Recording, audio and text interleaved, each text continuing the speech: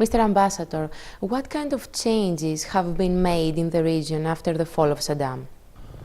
Well, a lot of changes. Well, first of all, is the country changed from a brutal dictatorship into a democratic country. That's to say, Iraq became also a federal state, which is the first federal, let's say, state in the Middle East, recognizing the Kurdish, for example, the second biggest nation in the country, with the autonomous or federal rights, and also the distribution of power. It used to be very central, and now it's been distributed to all other regions. And for example, the mayor, they have more power than before. And then you have the council of the provinces, they have more power, not only in terms of political or social, but in terms even of economic. So this is a big transformation, and let's not forget that Iraq is back to the international community. We were in a status of, so to speak, permanent war. You know, we have 8-9 years war with our neighboring Iran, we had with Kuwait, we have the embargo. This is all now become history. We started with a new Iraq, a new chapter, and don't forget we have now a constitution. The first time since the formation of Iraq, the people of Iraq written their own constitution, but it's not perfect, okay, so we know that. But constitution takes time to adjust and to adapt. We have, Iraq is back to the, let's say, the Arab world, regional world, and the international world. In another way, last year we had the summit, the Arab summit, first time in Iraq, and it was successful. We hold also the meeting on the nuclear issue with Iran, the 5+1 in Baghdad, and we were actually the go-between, let's say, between the Europe and Iran. Iraq played a good part in it, very positive.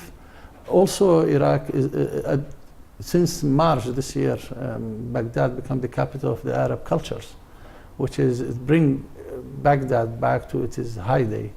And there you have a lot of activities in the end of the year to show the positive side of Iraq, which is the world and our people been deprived, to show the other side of Iraq. People know Iraq always war, destructions, gassing the people, and you know, it's not very positive images. And now we try to turn that image. The process of democratization is still going. We still are learning. Of course, who doesn't do mistakes these days? So we in that process, we are talking, negotiating. The army is not anymore an aggressive army. So now the army takes a professional role. Also, on the economic level, Iraq made a big change. So for the first time, the status of individual, they say the living standard, is changed tremendously. And also in terms of security, we gain a lot of control. Still, we have a problem with the remnant of the Al-Qaeda, of the Saddam Hussein supporters. We still have some problem there, but at least we are talking, and that is I think that's a big thing. I mean, if I say it in very short, Iraq started the first spring, if we may say it. Iraq started 10 years ago, before anybody else, and I think they succeeded to a certain extent. Which will be the next movements of the Iraqi government as far as oil is concerned? The fact that an adjacent country, I'm referring to Iran, affronts embargo, has this increased the negotiating potential of your country and the agreements with other countries? Oil, I mean, the oil sector is it holds the keys to Iraq's future prosperity. That's a fact. Regarding our neighboring countries, Iran, and the issue of nuclear negotiation and the effects of that, if decision make on the embargo on that country, Athens doesn't make any difference to Iraq. Iraq has this potential before, this crisis, let's to say. So our potential or output and negotiation with many countries is already there, and we have a very good. We increase this really potential to Europe and to Asia. The revenue of Iraq is increasing to a level never seen before. I think Iraq at the moment is producing, let's say, this is 2012, let's say, figure. We are producing something like, we reached 3 million. I think by now it's over 3 million. I think it's 3,200,000 barrels a day. Mm-hmm. It's more than the level of 30 years ago. So that is quite impressive. Despite the difficulty we have, we are really rebuilding the country, the infrastructures. But we managed somehow to keep the oil production, the oil sector functioning. Also, we have Iraq. I mean, if we want to look at the analysis done, for example, by experts, Iraq in 2035, it will be number one in producing oil. It will reach something like over 10 million barrels a day. Our ambitions, our government ambition, for the coming, let's say, 6 to 8 years, it will be something like 10 million barrels a day. That makes it actually one of the top of the producers, oil producers in the world.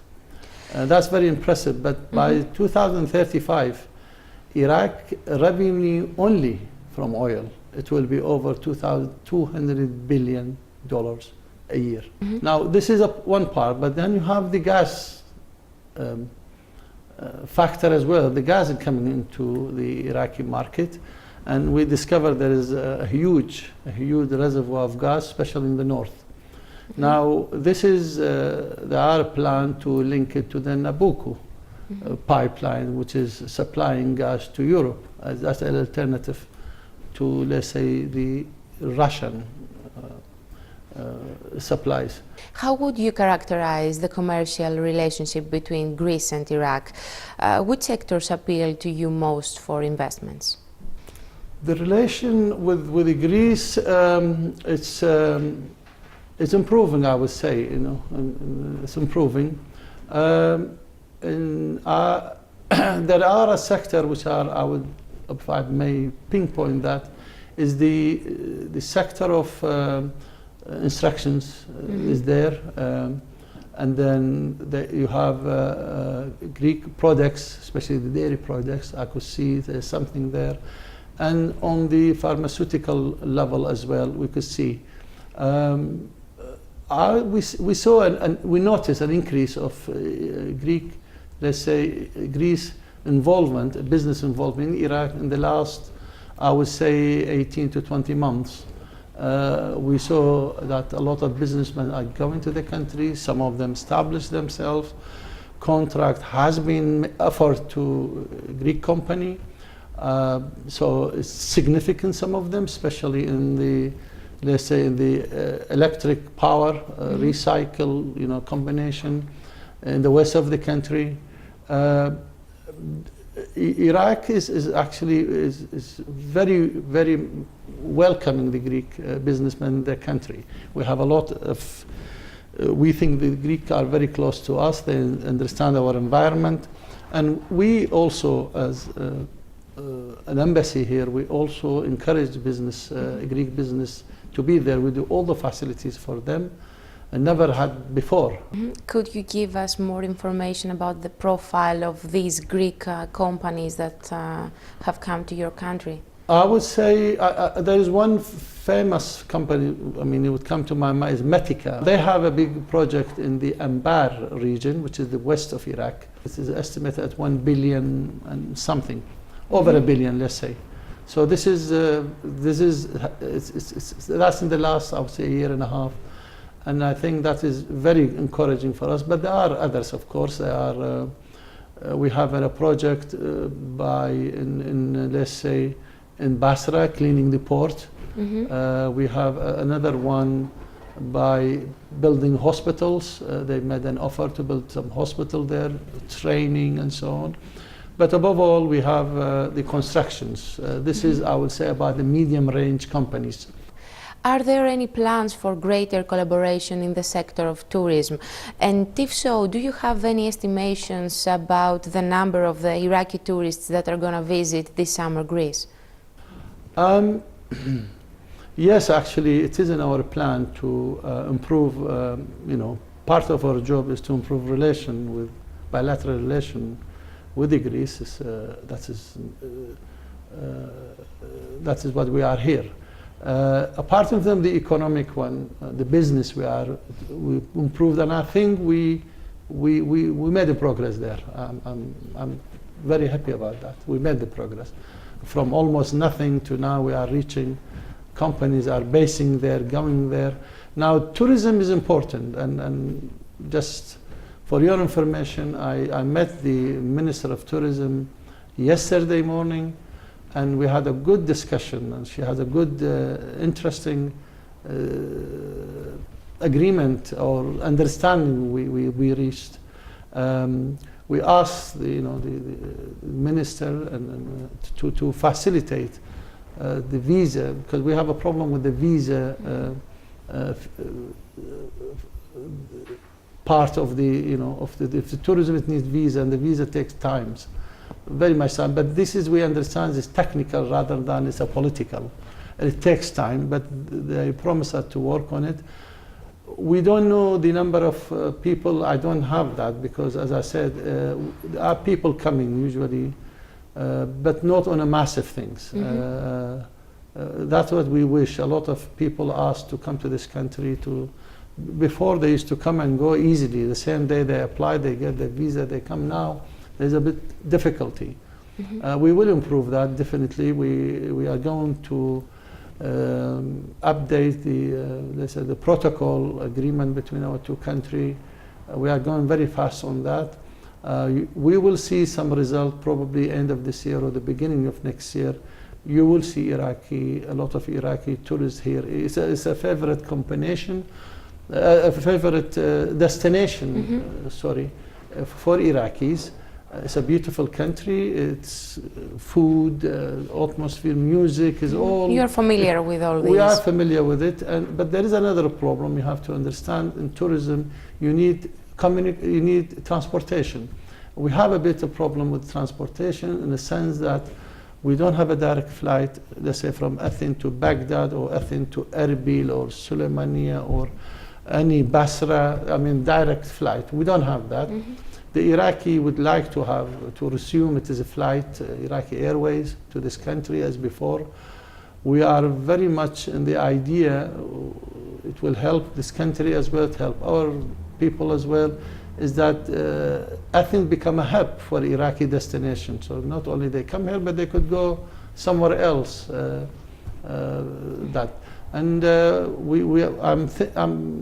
authority here, the Foreign Office, they are sympathetic, of course, to our request. You organized recently a conference that had to do with the perspectives that exist as far as the relationship between Greece and Iraq is concerned. Which were the main conclusions? Well, the whole idea was of this conference is to focus on the bilateral between our two countries, to show how we are keen and interest is to promote that. This is the first ever conference done about Iraq, I would say in the last 20 years or 30. I don't know if there's ever a conference made, bilateral conference. The aim is to explain the current and the interest of the Iraqi, either on the side of the government, parliament, or on the side of the cultural things, to the Greek audience, to those who are concerned that Iraq is serious. Iraq is back. Iraq is intending to be an active player in the region. I think the message was very well, and the aim was always to shed lights to the not only on the political level, but on non-political level, on people to hear from our officials, our representatives. How is the situation there? And that was really, it was very, very good. It aimed at the business community, it aimed at the professional journalists to be there and hear and ask questions. And I think we succeeded in to convey the message to Greece, is that we are a country would like to improve our relation, to make it one step further. We are sympathetic with the current situation, economic situation in this country. Mr. Ambassador, thank you very much for your time. Thank you.